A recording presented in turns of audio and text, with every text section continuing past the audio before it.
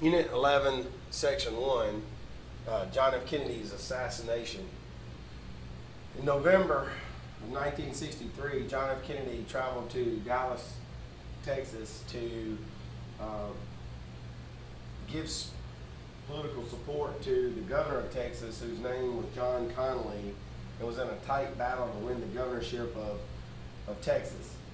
It's very important for presidents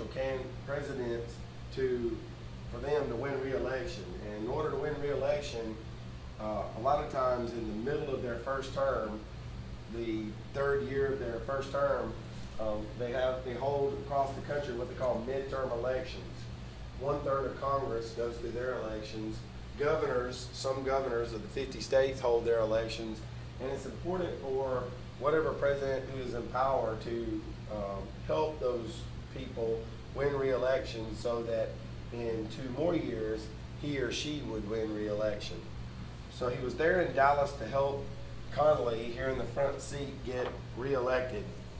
This is John F. Kennedy, and this is his wife, Jackie. Kennedy had told the Secret Service to leave the bulletproof top off their limo so that he could get close to the people, and the people would be able to see the candidates and therefore would be able to help Connally win re-election. This is the result. After Kennedy's assassination by Lee Harvey Oswald, this is a somber picture of Lyndon Johnson, his vice president, being sworn in, and John F. Kennedy's wife, Jackie, standing beside him, obviously in shock. John F. Kennedy's body is below in Air Force One, being taken back to Washington, D.C. This picture was taken right before the assassination. About the assassination, from what we know, John F. Kennedy was assassinated by Lee Harvey Oswald. This was damaging evidence against Lee Harvey Oswald. This picture was taken by him in his backyard with the rifle that he used to kill John F. Kennedy and the pistol on his hip that he used to kill a police officer outside of his home on his return from the assassination. This is the mugshot of Lee Harvey Oswald at the police station.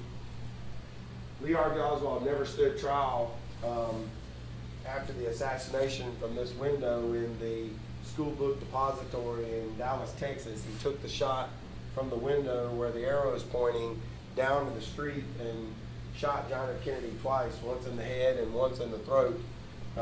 Lee Harvey Oswald never served any time, a long time in prison, because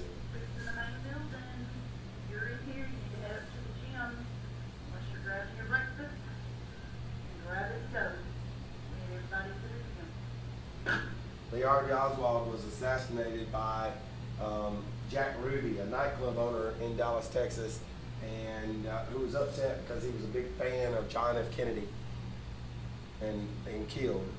Lee Harvey Oswald was killed by that shot. It was investigated by the United States government, a group known as the Warren Commission, led by Chief Justice Earl Warren, who we'll talk about later in the unit, is appointed by Lyndon Baines Johnson to investigate the assassination, and they discovered that Lee Harvey Oswald acted alone in the assassination.